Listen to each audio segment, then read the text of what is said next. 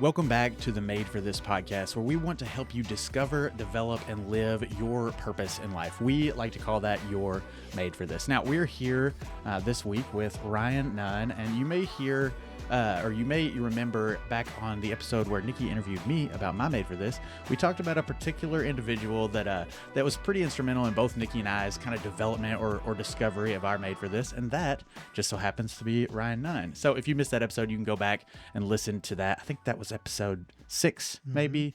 I think it was. I'll link it in the show notes either way.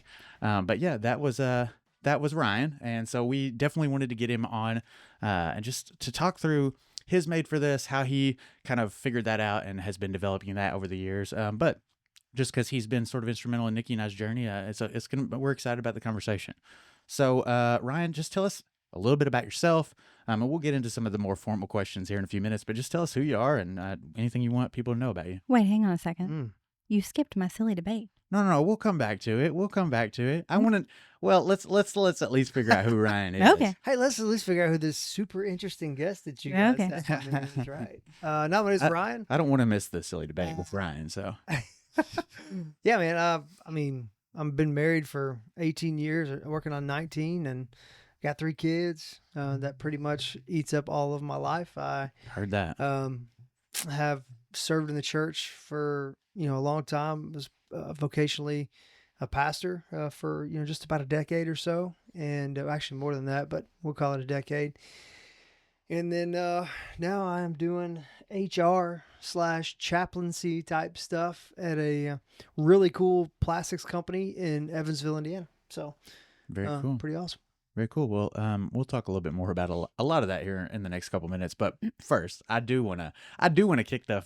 Thank you. You all, anyone who's watching or listening to this may not know that Ryan and Nikki and I have, over the history of our relationship, had some very spirited, silly debates about different things. Some of them were silly and some of them weren't. So, but it's always a good time. So, Nikki, take it away. Yeah. Okay. So, and this may be, sometimes I try to spark a debate and everybody disagrees. So this may be one of those Ryan's situations. Never that guy. I will find a way to disagree. I know if you I will. need to. Okay, so this silly debate came from the other day. I was watching a video, and this girl was talking about peanut butter and jelly, and she was like, and of course I used raspberry, and I was like, of course you used raspberry. What? So now I need to know, is she weird, or what type of jelly? If you're making a PB&J, what is the jelly that you gravitate towards? The only jelly that exists is strawberry. There is no other flavor. Strawberry. That's it. Okay. The other stuff's just pretend. So I'm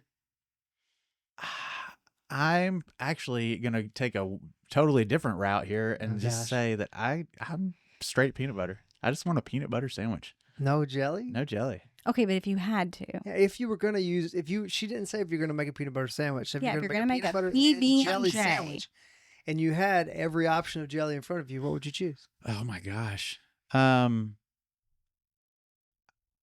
I guess the default would be grape. But I don't know a lot of jellies. Tastes like petroleum. I'm with you. Strawberry is. Yeah. Strawberry? Yeah. So both of you are on the strawberry train? 100%. Okay. Have you ever had the PB&J from GD Ritzy's? Yes. They put actual strawberries and like there's peanuts on the peanut butter side. Oh, that sounds good. I mean, I would try that. Bro, you should. They don't put actual grapes on there because it'd be gross. Yeah. Why is grape jelly so purple? Because I know that there are Concord grapes. They're not that purple. They're pretty purple. I know that. The only time we ever end up with grapes. So we're saying there's a conspiracy of how purple the grapes are now because grape juice is pretty purple. I think it. Well, that's fair. That's fair. I guess we only have white grapes or whatever. Green grapes. Yeah, but they're called white grapes, right? They're white. They're called white though, right? Aren't they called white? No. They're not called green grapes. They're called green grapes. Oh my God. I don't eat a lot of grapes. Now Josh is like, where does white wine come from? Well, yeah. It's white grapes. Where does it come from? Is it green grapes? Well, the grapes that you eat are different than the grapes that you make That's wine true too. with. They're not the same thing. They're not Concord grapes. No, Concord are the purple ones. But they're very purple, apparently. Very purple. I think all the purple comes from the skin. Oh. So when you cook it down and add the gelatin. But I had raspberry? Yeah, I've She never said had that. raspberry. Of course I use. I've never even heard of raspberry jelly. I've No, heard. she was like, of course. So- If she would have said blackberry, yeah, I get that. That's pretty good too. But Oh, it's I've not had great. It's blackberry. not Yeah. strawberry. Although, so speaking of wine, whatever kind of grapes they're made out of, Kelsey and I found I think it was like at Big Lots or something, these jams that were like wine, like they were like combination jams of different wine flavors. They were super good. I didn't make sandwiches with them, but I made like toast Yeah. or, see, that's my thing. It's not peanut butter and whatever kind of jelly. It's a peanut butter sandwich or it's a piece of toast with jelly. Never are they both. Yeah, but jam is also different than jelly. They're not the same thing. Yeah. How different are they? Just the way they're made. It's just Pretty different. different. Okay, what's a preservative? That has big chunks of fruit in it. Jam is like mushed. Like the fruit has been mushed. And then jelly has gelatin Okay. to give it the jelly, the gelatinous. I guess I'm not very well versed in You're not. jellies and jams. Don't send this guy to the grocery store. Yeah, never am I the one. If I am the one at the grocery store, it's typically a quick we forgot this item run, and it's always just right down the street at Sherway, and that's it. And then I send Kelsey pictures of the That's what I was shelf. gonna say. Then you call Kelsey how many times between? It's usually a FaceTime. I'm like, look at this shelf. Like, what do you want me to get off this shelf? Oh man, that's amazing. Oh. I include pictures Yeah, if I send. you have pictures of the shelves already. Preemptive. No, but I like take a picture of the product. Oh, well, I got sent the Screenshot. other day. We were making like taco soup or something, and I got sent for like tomato sauce, but also diced tomatoes with the chilies, and those are different. Yeah, the Rotel. Of course, Yeah. they're different. And I got there, and I was like, okay. I took a picture, sent it. I was like, I want to get what you want, but I'm not sure what I'm looking at. There's a lot of varieties here. There's tomato paste, tomato sauce, tomato They're all different. slices and chunks and or whatever diced. Yeah, it's all different. Okay. So tell us in the comments what your preference on PB&J is. And peanut butter only is a great option. It is It's a a great. great It is. option, but It's it just wasn't not the debate. PB&J. It wasn't the That wasn't the debate. question. That's fair. Okay, that's Keep going. fair enough. So, okay, so I'm definitely the odd one out on this, but let us know in the comments. We'd like to hear from you. I'd like to maybe be validated a little bit on my peanut butter sandwich. Max would agree with you. Yeah, see, Max and I we're cut from the same. Yeah, he Loaf only of eats bread. peanut butter sandwiches. Yeah, it's good. I love peanut butter sandwiches. So Ryan, you've listened to some episodes of the show. We're only 8 or 9 episodes in at the time of this recording. I'm not 100% sure when your episode is going to come out, but it'll be in the next few weeks or so, for sure.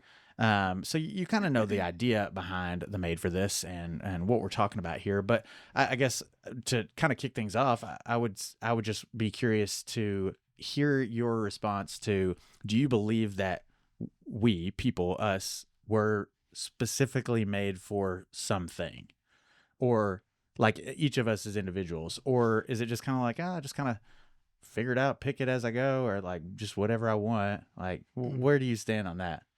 Because we've had a kind of both sides of the aisle. Yeah, I'm a firm believer that I think everybody has a wiring that God's given them. I think everybody's got a bent towards navigating life and accomplishing things on the planet that are unique to them. And I think that comes from, you can see that all over the place. But you can see in the scriptures. I think you can see it from where, like, Paul was given this calling by Jesus, and I don't believe it was outside of the skill set that he was born with, or the natural wiring that he was given. Yeah. And the same thing goes for all these different places that people were sent. Even the disciples themselves, they got sent to Asia, they get sent to wherever they go. I believe they go to these places for reasons, because they have, whether they have a family background that's connected to there, or some personality that tends to fit there better. I also believe that's always that everybody's calling or purpose, or however you want to say that. I know in our world the whole calling thing is kind of debated or whatever, but like how God's wired every one of us, I don't think it's always as obvious or overt as we like to think that it is. Yeah, that's interesting. So what do you feel like you were made for, Ryan Nunn. I was made to help every person I come into contact with unlock their God-given potential. That's my personal mission statement. That's pretty good. That's clear and concise. Clear and concise. I'm never clear and concise. So we did that in HLI. It's a leadership initiative thing where we got the opportunity to go through a couple years back, and I'd gone through those exercises a lot, but I really took the time and boiled down. Partially because it had to be presented and I needed it to sound good, right? Sound right. Right. But also I took the time to do it right. And that's really where I landed. And just so I enjoy seeing. I enjoy watching the people around me win. That is me winning. I don't have to win or be the guy. I have zero real desire to be the guy or the hero or whatever you want to say.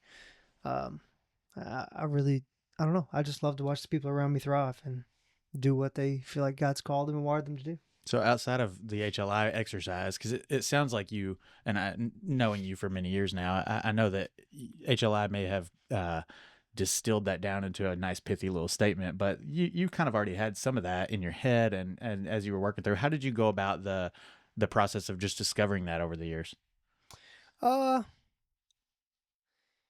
I think the ground zero moment was after I read this book, Hero Maker. Mm-hmm. I think Dave Ferguson did a really good job of putting language to how I always felt. I always felt bad because I'm not captain organized. And yes, I'm in HR, but I'm not like captain structured and captain organized. I'm not these guys will tell you I'm not Mr. Detailed by any means. But I also have never really had problems getting things accomplished or getting things done. And these guys helped put really good language around helping other people. If other people are winning and they're in a place to where they feel like they're thriving, then the things that need to be done are going to get done, right? Mm-hmm. So there was just this concept really with Hero Makers said, hey, I'm not going to be the hero. I want to be a person that makes and sends heroes to go be a hero and golf, but also in them being a hero means they're making other heroes. Mm-hmm. And so the church planting thing's always been real passionate of mine anyway. And so that concept of exponential growth by, I guess, measuring your wins by how many people that you send, that mm-hmm. whole concept in the church world has always been really intriguing to me. So I think that Hero Maker book gave me some really good language that, I don't know. It just changed the way I saw that, I guess. Yeah, that makes sense. That's great. If you have never read the Hero Maker book, I'll leave a link for that in the show notes as well. And it is it's written in a way that's geared towards church leaders, but also I think it's just some of the best leadership principles that I've ever mm-hmm. really encountered. It's got some things that are familiar, and it sort of doubles down on that whole concept that you mentioned, Ryan, of like multiplying beyond yourself. So yeah, really, really good. So you're in this new role of, anyone who's listening may be able to tell that you have been entrenched in the ministry and church and faith world for many, many years. But now you're in this new HR role. Yeah. I guess it's not that new anymore, but do you feel like in that role, you still get the opportunity to live your made for this? Oh yeah, no question. Without a doubt. There's so right now I'm taking we have a team of department heads, and they each have supervisors, and so I'm taking some of those department heads through the 21 Laws of Leadership by James Maxwell. That's another book on 21 Irrefutable Laws of Leadership. And so really part of that is helping them understand.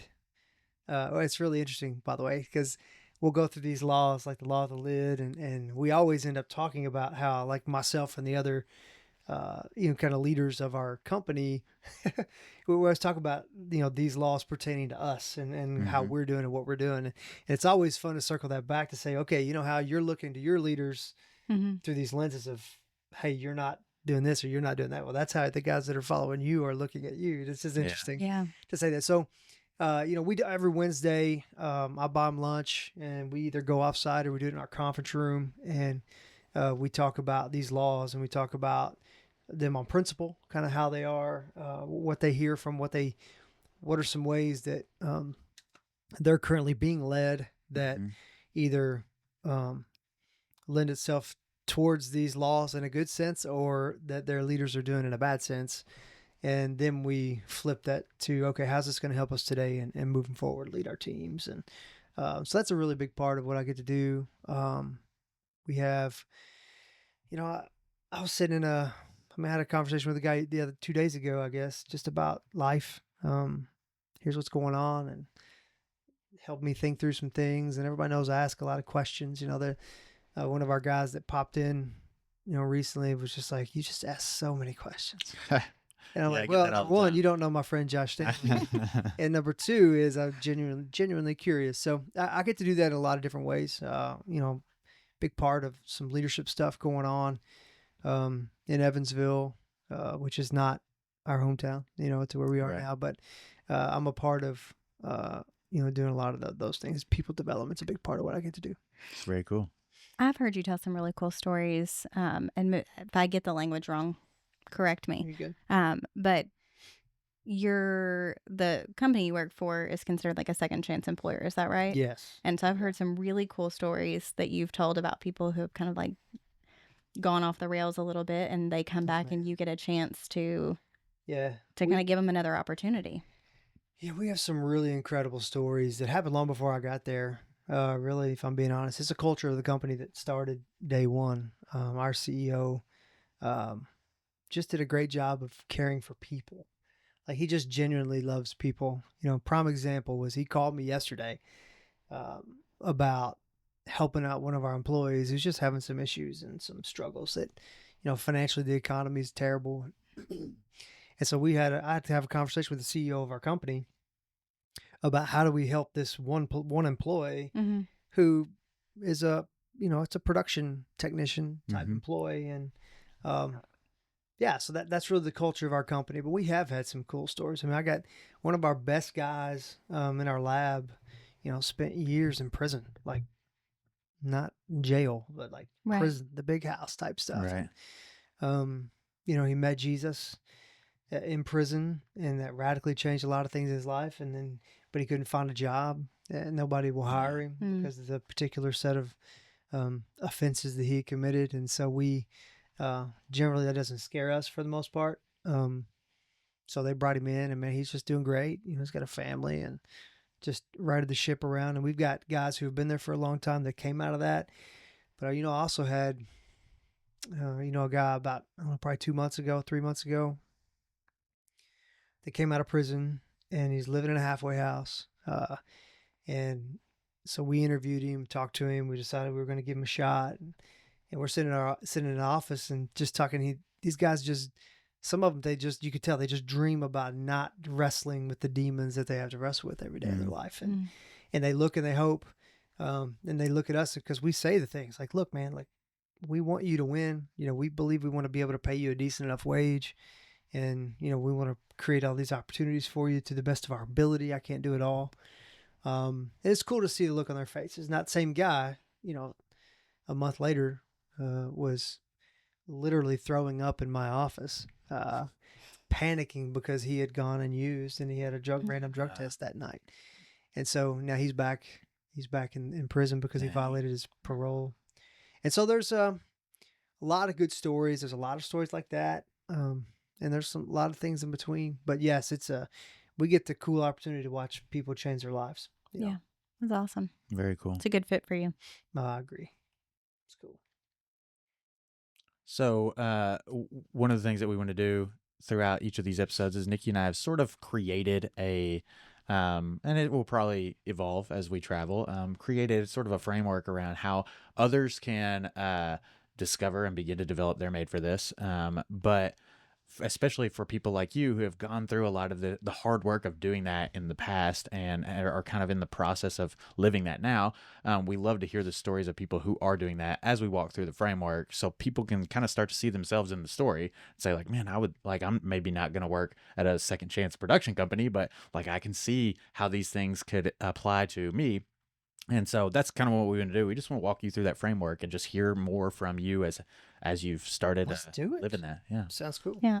So you kind of alluded to, this wiring that we have.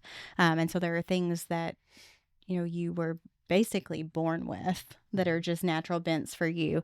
And that's kind of under the umbrella of personality. And so that's kind of where we start with this, looking at the things that are just natural to us and our personality. And my favorite personality question to ask people is, what are the immutable parts of you? the parts that if you turned them off, you would no longer be Ryan Nunn? I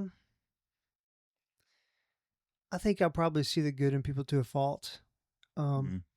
Always. I think the gospel of Jesus Christ radically changed everything about me, in a way that,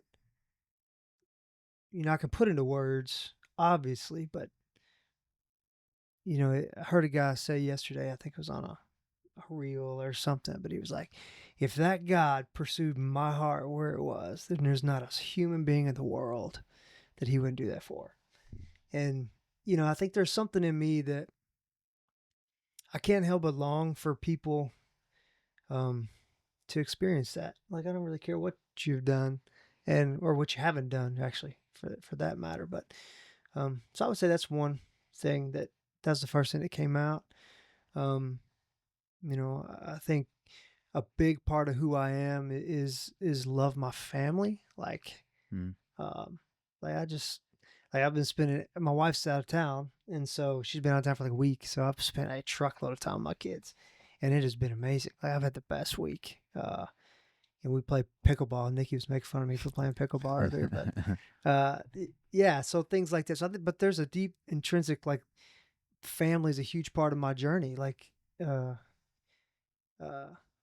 my mom and my dad and my grandparents, and we all grew up in this one big house, like the Waltons or whatever. But yeah, so we grew up all knowing everybody's stuff and knowing way too much and throwing opinions out where they never needed to be. And, I had accountability on literally probably 17 fronts, in every way. Everybody knew, but at the same time that everybody knew all my junk and what I was doing that was not good, everybody also knew the potential inside of me, and they refused to let that lie. And so, I think family dynamic and generating that, or being just a big proponent of family and marriage, really, probably too. Yeah.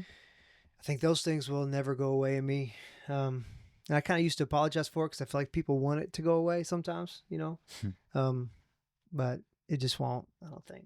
If not, I won't be me. Yeah, I can agree with those things. Yeah, I think if somebody was like, man, Ryan's a bad husband, I'd be like, I don't believe that. There's certain things that if you heard about somebody, you'd be like, nah, not bad. That would shock me. Now, if Ryan lost something important, for sure, missed an important appointment, like those, I'm okay, fair enough. But certain things, I'm just like, no, that's not Ryan. Different Ryan. Yeah.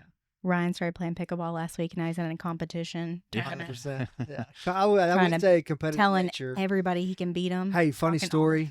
Juliet, so my daughter, she's 11, and she's awesome. I love her to death. But I always been telling them since they were kids. All my kids is like, you're if they're scared or they're intimidated or something like that, I'll be like, hey, you've got nun blood. You're a nun. Period. You're built different than that. You're built above that. Like, we're not. And so we were playing pickleball. I don't know, it was night before last, I think, and she kept making mistakes or whatever, and her partner was like, hey, you got to lock it in. She was like, I'm always locked in. I'm a nun. That was so funny. That would definitely be, I think that's definitely an immutable Ryan characteristic. That competitiveness. You've been competitive from. Gonna compete. Oh yeah. On the littlest things too. So. The stupidest things. I can't help it. That's fun. The other day, I heard an interview. It was with the new recruit for the Bills. My favorite recruit out of the NFL draft for sure. But somebody asked him if he played golf, and he was like, I'm Tiger, wish I could. And I immediately thought of Ryan. I was like, oh, Tiger, wish he could over here. I'm Tiger, wish I could. 100%. I did get to see him in person, though, at the PGA. Oh, I forgot that you went to that. I was like 8 feet from him. It was cool. Did he win? No. Oh, he wasn't going to win anyway. The guy that got arrested won, didn't he? Yeah, no, he didn't win either. Oh, Scottish. Okay. In the vein of personality, I know you're a personality test guy. You like the personality test and all that stuff. Out of all the personality tests that you've taken over the years, which one would you point to say that it was the most beneficial or gave you the most insight into who you are and kind of gave you language for those personality traits? Strengths Finder, no question. And I'll tell you why. Number one, it was the first one that I really ever took. So I think that's got something to do with it. Yeah. But number two is it gave me it gave me permission to be okay with who I am. Right. So That's good. I've heard it for years and years and years and years. Ryan, you got to be more organized. If you want to do something, you got to have neater handwriting. You got to keep your stuff this, and you got to do all these. And it felt like, I know this is, as a younger person, it felt as though, I know it's not how it happened, but it felt as though everybody wanted me to be something that I never felt like I could possibly attain. Yeah. And I'm not an unconfident human about the things that I can do. Like I'll try anything. I'm not afraid of that. That's perfectly fine. But I did grow up navigating the insecurity of, I guess, the professional world won't accept me because of this, and the church world probably wouldn't take me because of that, because all these people tell me all the things I had to do. And the Strengths Finder said, no. What if you have a B in mathematics and you have an F minus in English? Why would you want to invest so much time getting that F up to a D plus, a passing grade, whenever you could take this B and make it an A plus? Yeah. And so I'd never heard it like that before. And so in me, If there are any students listening, please pass your classes. that's for sure. Yeah, maybe that was a bad example. However, why would I want to take something that it's never going to be something that I'm good enough to do anything with. Never something that's in me enough to make a difference. To where I can take something that is already making a difference and I can make it more of a difference. And I just tend to have a natural wiring for people, and I can motivate people. I can kind of sell people and get people to do stuff. I can lead people. I can be organized in some sense of the word. Which senses? In some sense of the word, as far as a loose definition. Yeah. like I can be organized in my approach to dealing with people. Let's put it that way. That's good. That. But Do you have individualization? no. I am. Oh gosh. Second one's harmony. What is the first one? Hang on. No, I've got it. I can't think of what it is. Relator, Connectedness. connectedness. Connectedness, harmony, something, belief and responsibility. Learner. Connectedness, harmony, learner, belief and responsibility. Those are my top 5. I just looked at them. You got them right. Let's go. Good job. And so I guess what that says about me is it says that the connectedness and harmony. So the way that the Strengths Finder works, or at least there's just a guy that's kind of coached me over the years on this, is you've got these dominant strengths, and my dominant strength is connectedness. It informs everything. And it just essentially means that I can't help but see the world as connected. And yes, that some people will be like, well, duh, you're a pastor. Well, it is that, but it's also not that, because not everybody that has connectedness is a Christian, much less a pastor. Right. Yeah. But so the connectedness informs everything. So the connectedness, like informing harmony, for example, is not only do I see if you guys are in a scuffle, right? Not only do I see that there's common ground that can be built on there, but I know I can see the commonality in your two opposing sides, if that makes sense. And it's a very frustrating strength. It so is. Because people hate you most of the time because you just do. You just naturally see it. And maybe some of it's made up, or maybe some of it's not what one would think that it should be or whatever. But I see a commonality in almost all opposing sides. Whether or not you know anything about the Strengths Finder, if you've ever been in a scuffle with someone and your friend can just seemingly innately figure out how to put all the puzzle pieces together, and you're just like, would you shut up? Like that's harmony. That's right. Harmony. Or connectedness, that's it. or whichever one. Connectedness and harmony working together. That's really what that is. And that's Ryan. And it can be annoying, but it's also really valuable. Actually, Ryan is a little bit of a subject matter expert on the Strengths Finder, and we're actually going to have him back on to talk just about Strengths Finder stuff sometime in the future. So if you're listening to this and you want to hear more about what he was just talking about, definitely subscribe. When we get him back on, we'll you'll definitely want to hear it, because I love the Strengths Finder too, and you've done a lot of coaching with me over the years on that, and it's been something that's been pretty instrumental in some of the same things that you experience. Like, oh, so I don't have to be super good at the like the woo thing, which is something that I'm apparently terrible at. Like, I'm Not only is he terrible, he just hates woo people. yeah. It's because they're Oh, That was a joke. the co-host here. most woo people. Most woo people. It feels icky. It's the woo people who like being woo people that he doesn't like. That's right. That's it. Yeah, it's They the embrace it wholeheartedly. The ones like me that go, ooh. Yeah, because Like a good that friend of that's mine. I mean, you guys know Trey McLean. He's a woo. Woo's Yeah. he's number one, and he's a great dude. You know, Yeah. so he's a good dude. I haven't spent enough time around him, especially one on one, to be wooed or to feel the icky He's woo. a top-notch human. And I have found, so what you said made a lot of sense, and you being an expert, that, saying that top strength informs the rest of them, because my top strength is individualization. Yeah. So then that informing my woo, Mm. I tend to relate to the individual versus the kind of slimy woo that's like, For sure. I'm going to tell you what you want to hear. Well, kind of so thing. it's not that your number one is the dominant. It's that there's dominant themes in your Right. top five. Individualization is your dominant. My sister's got that. My Yeah. older sister Heather, and it's a gift. So yeah, Yeah. but we've all got them, and it's just I think it's good to help.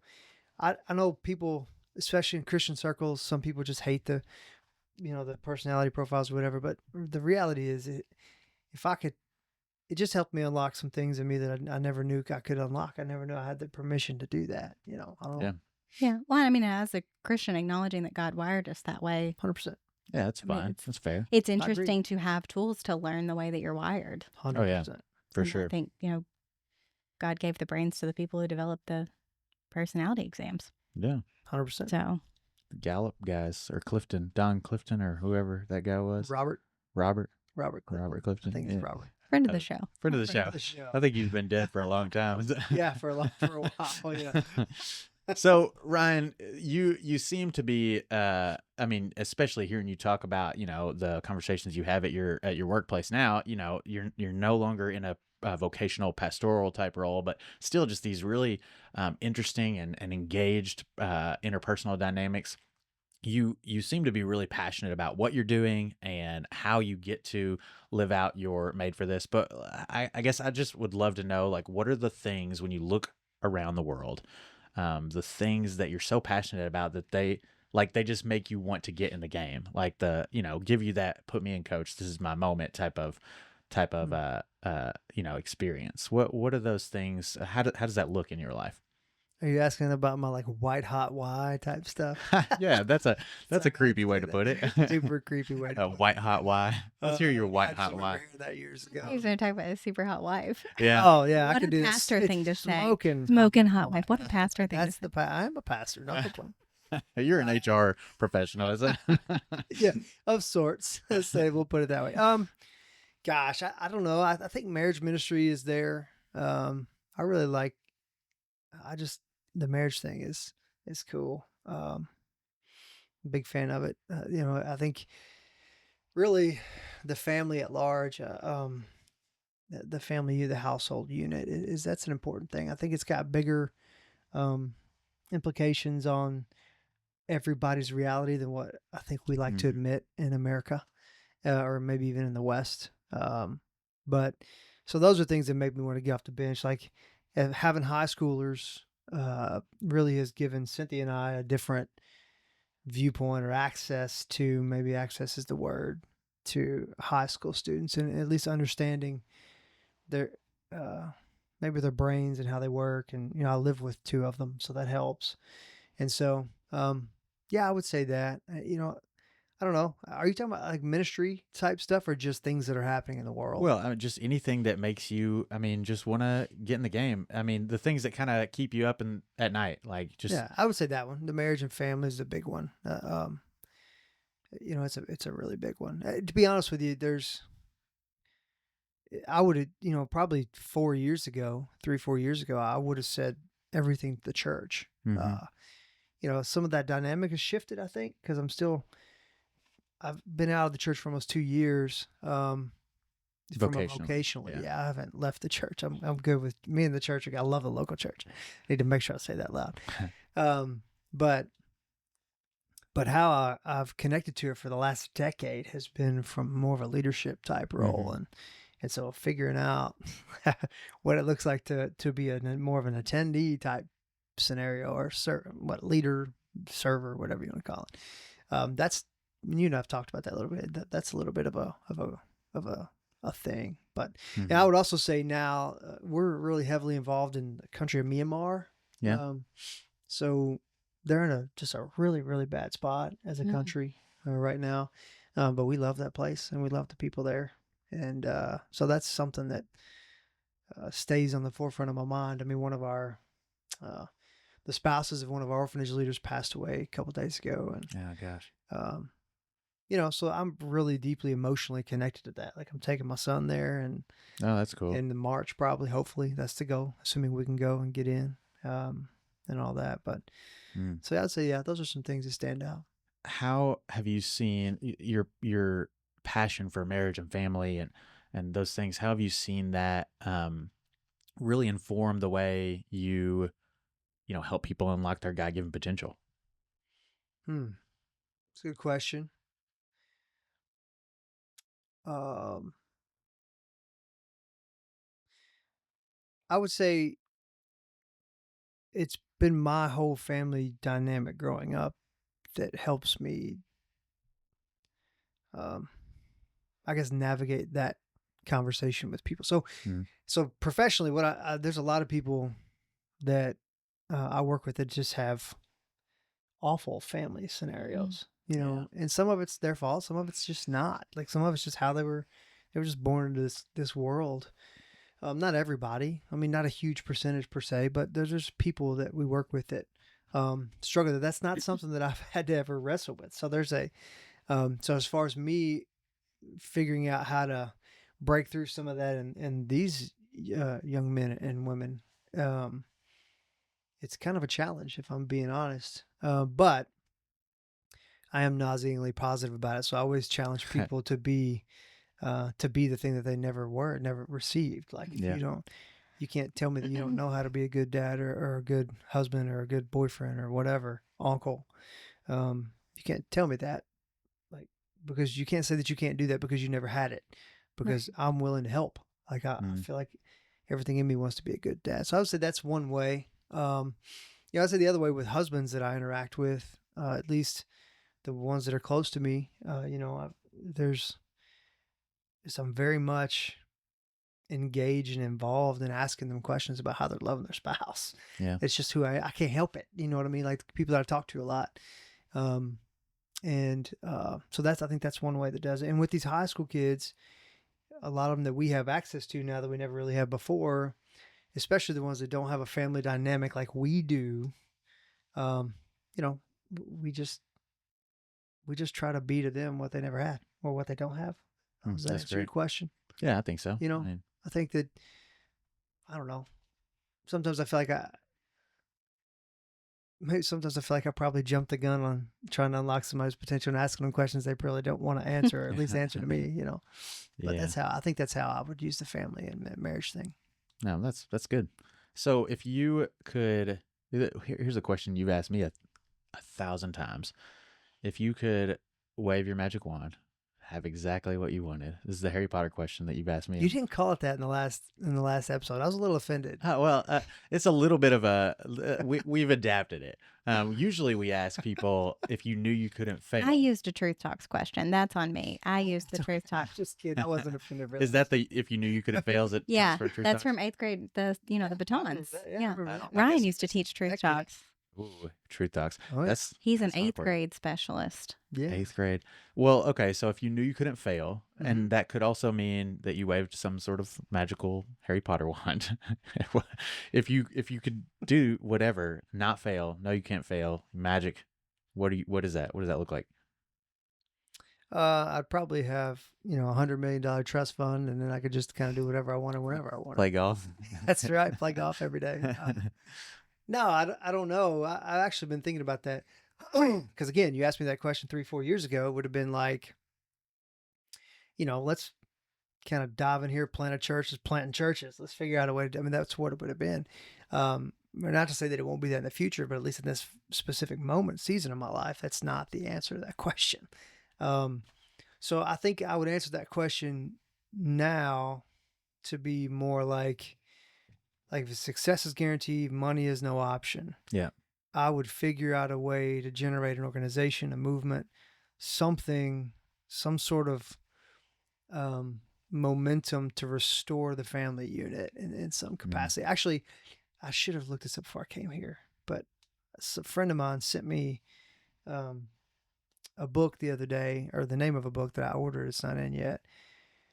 But the last chapter of it is about some church somewhere that they've gone all in on, like their strategies is everything's built around the family unit and restoring that. Interesting. And I can't remember the name of the church. I can't remember where the book, I can't remember any of it. It's coming. I should have looked that up, but well, after that's incredibly intriguing. After we quit recording, we'll find it and I'll put it in We'll put something notes. in there. Yeah. But so I ordered it because I think that is a really, really cool thing, you know.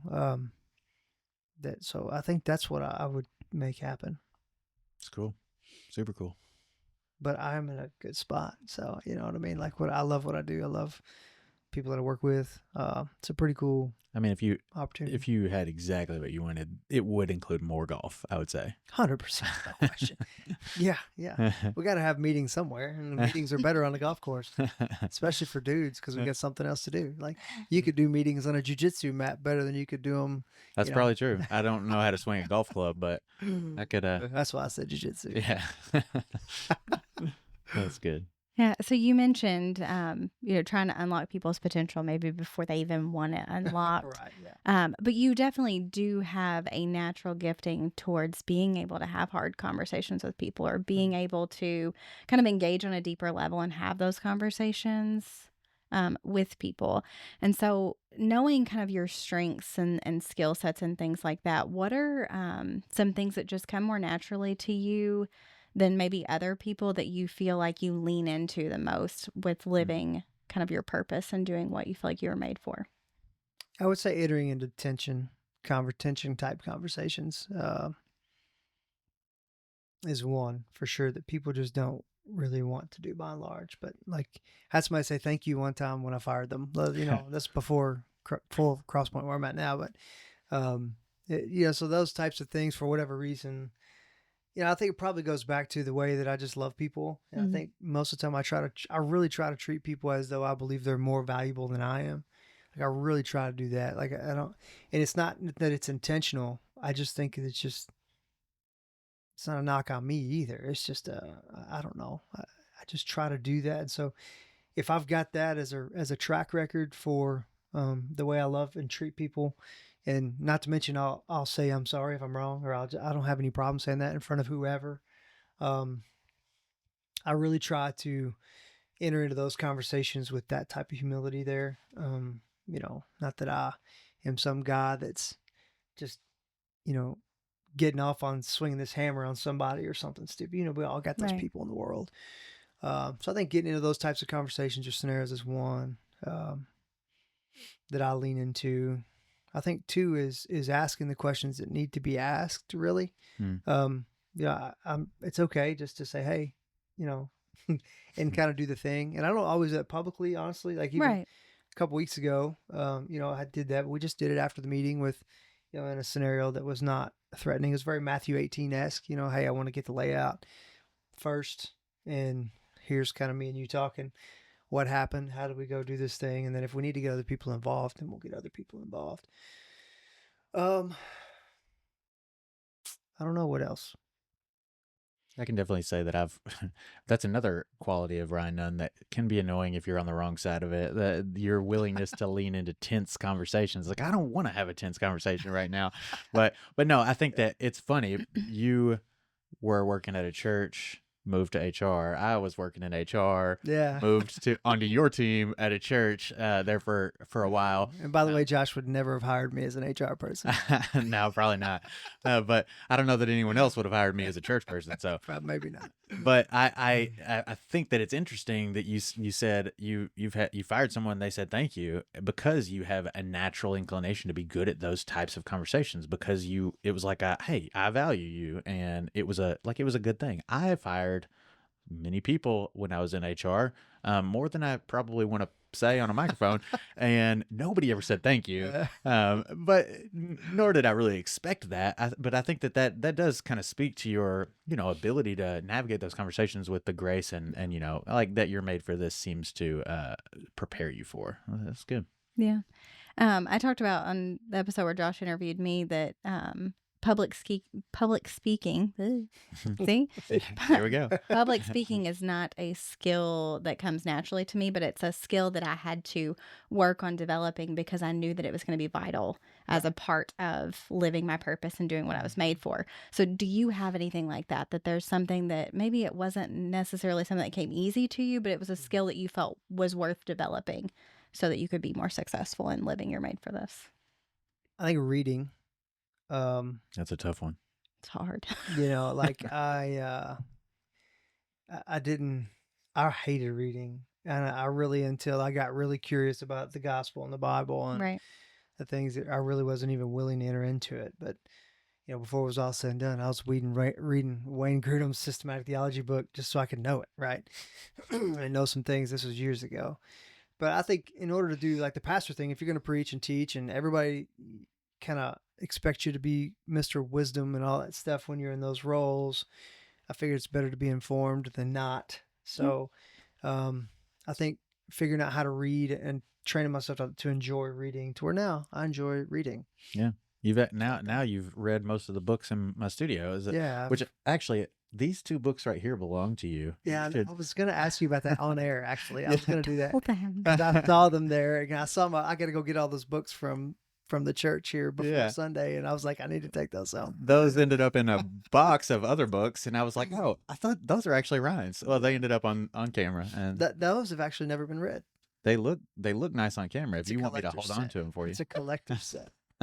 It's a very nice box set with a stand and everything. And Josh was just like, "Oops, these fell in a box." Yeah, they fell in a box. Oh, my bad. Just the maroon one though, because I'm a big fan of the maroon, and I should have picked the blue one instead of the tan one. If it had been an intentional thing, I would have ended up with the blue one. I get it. I don't have to have them back right this minute. I'll have to get them back. Oh, no, you can. You take them with you today. I think I'll be getting a new office in the next couple of years anyway, so I'll just wait till I get my new corner office. Yeah. Ooh, C-suite. Yeah, you've obviously never been to No. our manufacturing facility. Never been there. That's right. So what my favorite part of the whole made for this exercise is that there's all of these elements, and you've got some strengths on the strengths finder that we have too. I think I have learner and responsibility in my top 5, and so we've got similarities in different things, and there's other people in the world who on paper might look a lot like you, but none of those people have ever walked the path that you've walked, experienced the things that you have lived at the Walton's house, like. And so your experiences are what really unlock the value of the made for this, in my opinion. And so I'm curious if you could share just anything that you've experienced in your life, good things or bad things, or both, that have really sort of developed you and your made for this, and how you live that out today. I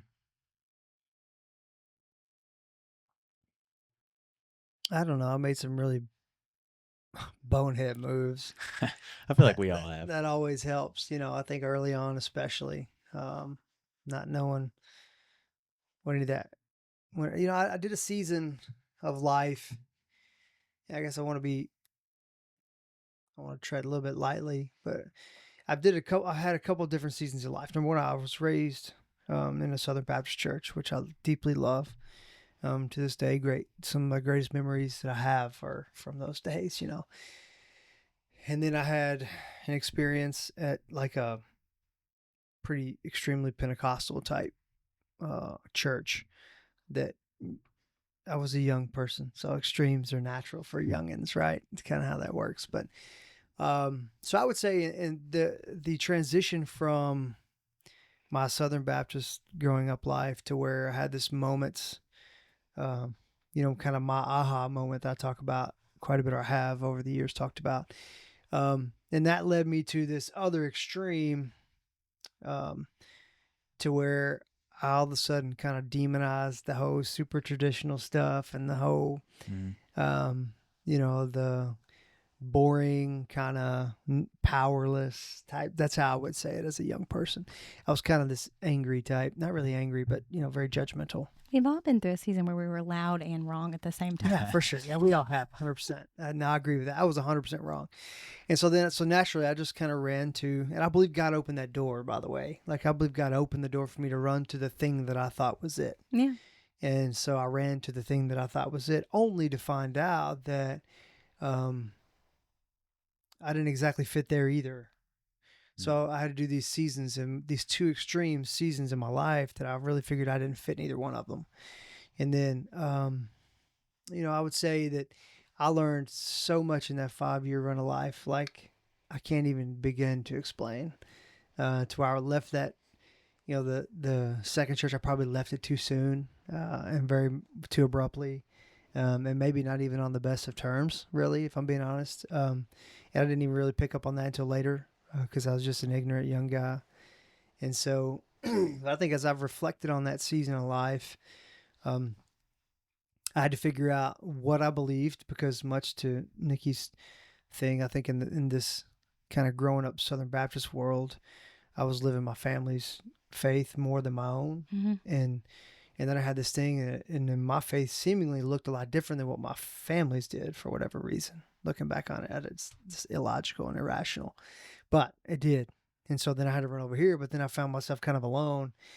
And so I was forced to learn. And God put strategic people in my life, like my oldest sister, Heather. She was a huge part in helping just feed me things. She was never here, shove this down your throat type stuff. She'd give me a book and we talk about it. And she'd give me this thing. Hey, what do you think about this? We talk about it. And just God used her to shape and mold kind of me. And now I'm in a place to where, maybe I would fit in the Southern Baptist or a Pentecostal place, or maybe I wouldn't. I don't know. But I'm definitely much more comfortable with who I am. And it doesn't have to be what other people or other belief systems would say or not. It's just kind of who I am. So how has that experience sort of shaped you to the way that you interact with the world now? It's a lot more gray than what it used to be, I think. Yeah. Not gray from a moral sense, but gray from a, hey, I don't know everything. And who am I to really say that you're that wrong? Right. Or, hey, the Bible would not teach that we do these things this way, or that we would do these specific behaviors, or that whatever. However, let's just have a conversation about it, and I don't need to chuck these blanket belief systems out at people whenever they have no real context that I've had to go through and learn the thing, I guess.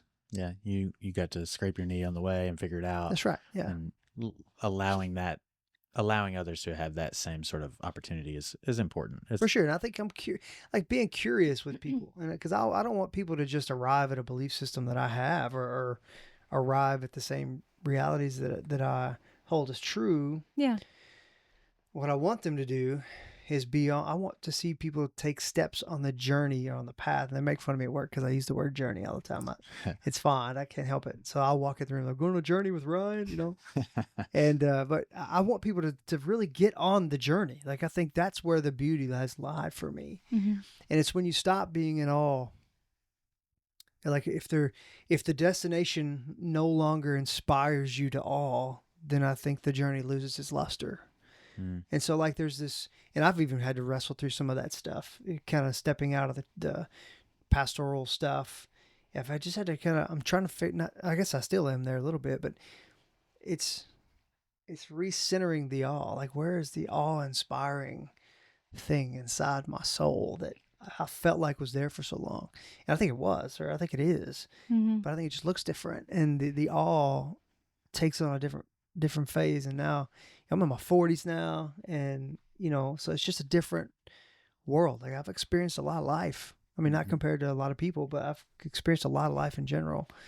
So I think number one, me enjoying the journey and being all inspired in the journey, and then helping other people to step on the journey and not to my destination, I guess. There's a humility that comes with the hard fought journey of learning who you are and where you fit into the world.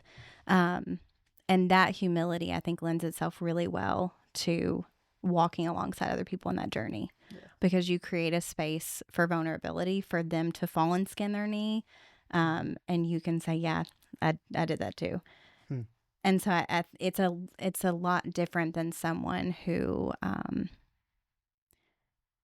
has the assumption that they've always known who they were, because none of us started out that way. Everybody's had to figure it out, or they still haven't figured it out.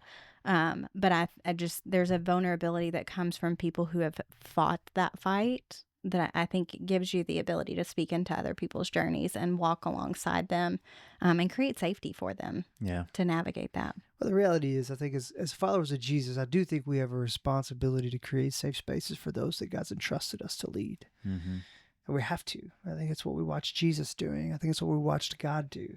And it wasn't safe. There was nothing safe about what God called Jesus, put Jesus to. And there's nothing safe about what Jesus sent the disciples to. But definitely there was always a safe space for them to be who he created them to be. Yeah, that's good. Warts and all. And so I think the more I've read that, even the more I've watched The Chosen, which, right, wrong, or indifferent, I just love the portrayal of Jesus in that story.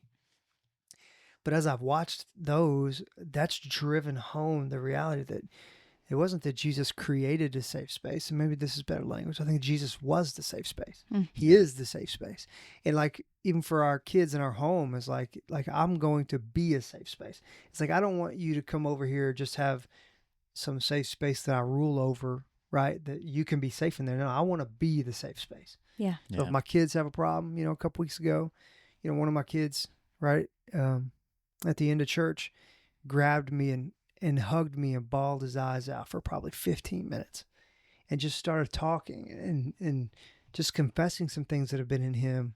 Not deep, dark sinfulness, but just some things that are in him that, and I was honored to be that safe space. And I told him that. It's like, man, like, blown away that you would even consider me to share that. I'm not going to fix your problems.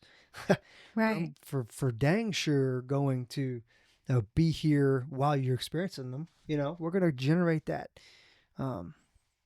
sense of meaning and purpose together. And I think if we as followers of Jesus really work hard towards being that safe space for people, I think it radically changes the dynamic of the church in general. And I don't mean the church services. I mean like the presence of the kingdom of God within every one of us. I think it just changes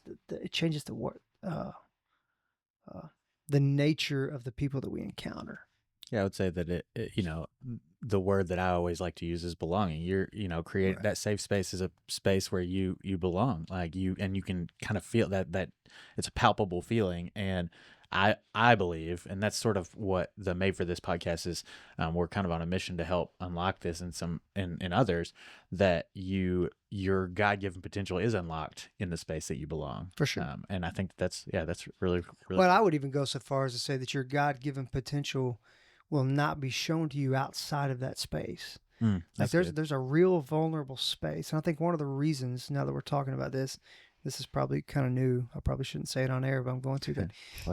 It's just in. But I think one of the reasons that people struggle with finding that out in and of themselves is because they don't have the space. And one of the reasons that people struggle to help other people find their God-given potential is because they're not willing to step into the space and become the space. And I think one of the reasons that God's enabled myself, and I would say some other people that I know, is because I don't know how to not attempt to be that space. Yeah. And I think in that kind of statement lies my kind of a picture of just my personal calling, is that I don't care what you've accomplished or not accomplished. If you feel like God's asked you to do something, let's figure it out. David Goggins it, bud. Yeah. Let's David make it Goggins. happen. David Goggins doesn't look exactly like Jesus, but No. But I say yes. You're exactly right. However, I do think he creates that space. He's intentional about trying to create a space to where I think he more defines the space than what we would say the gospel should define the space. But people are attracted to what he does because he says it. We're all messed up. I mean, he doesn't use that language, but he said, well, every one of us are messed up. And the quicker you kind of tap into that and figure out that, Nikki may look like she's got it all together.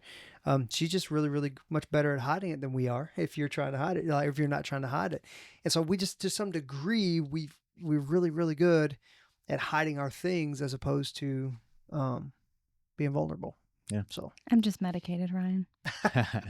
whatever works. Yeah, that's great. Well, Ryan, thanks for sharing kind of the journey with us. The journey. As you've been on the journey and as you've developed all of those things, is there anything else you want to share with the audience? I mean, just about you or about what you have going on, or where people can follow you if you want people to follow you or anything like that. I mean, I am on Facebook and Instagram. I'm mainly on Instagram. It's just swiping reels. I don't really have a platform that I manage Not putting much. content out there. But that's one thing that I used to do kind of as a pastor, much more than what I do now. I just don't ever post much. I just keep track of my kids and my spouse and our business and all that stuff. But yeah, Do you want people to follow your business? you can. Triple J Jumps. Yeah, I'll link it in the show notes. Inflatable deal. We always love to bring our flavor of customer service into that realm. So yeah, it's a lot of fun to do that. Yeah, I don't know. I would say this: if you're a follower of Jesus here, I would say that you do have a responsibility to those around you to not only pursue what it is that God's called you to do, but inspire other people to do the same thing. And I know you don't have to say calling. You can say how you've been wired or the thing that God. You can say has made you for on. this. You can say made for this. That's right. That's right. You're made for. That's right. I should say this. I was there when that was Come on, there. Ryan. It was coined, but but yeah, if you're made for this, you've got it. You've been created for something, and God has something on this earth that He wants you to be a part of, and I think that you owe it to yourself to do that. And I think if you're struggling with purpose and hope, and if you're struggling with who you want to be, who you should be, and some of the things that you do, I think the struggle doesn't have to be that. The struggle can be accomplishing it as opposed to trying to figure out what it is. But I think that requires that we find the space, that we become the space, and we invite others to that space to where you can be who you are. That's great. Nikki, anything else you have in mind before we wrap this one up? Cool. Ryan said it all. Ryan said it all. All of it. Ryan, he tends to say it all. All the words. Yeah, Not as well- many as Josh might say them. I just got an idea though that we could make Ryan a shirt that says "Pack your bags." Pack your Yeah. That bag. he can wear it. So then you can be like, "We're going on a journey." Going on a journey. Every time you come in, you can be like, "Pack your bags." You That just could lean into the joke. They're gonna make fun of you. Lean into it. Oh, I do all the time. Pack your bags. Go That's with it. good. Well, if you want to follow along with any of that stuff that Ryan mentioned, his business and maybe his Instagram, he didn't put anything on, but any of that stuff, then you can find stuff, links for all that stuff in the show notes. And this is kind of where we're going to jump off for this episode, but we are going to have Ryan back on sometime soon to talk a lot more about the Strengths Finder. So don't forget to subscribe wherever you're listening to this, wherever you're consuming this podcast, so you don't miss that one and anything else we have coming up. And also don't forget to give us a like, a rating, a comment, or any of the things. I know that we have a dozen new platforms that come out every day or something like that. So however you're consuming this, just engage with us in whatever way that platform allows. And we would love to talk to you, hang out with you there. And until next time, don't forget to go out and discover, develop, and live your Made for This. We'll talk to you next time.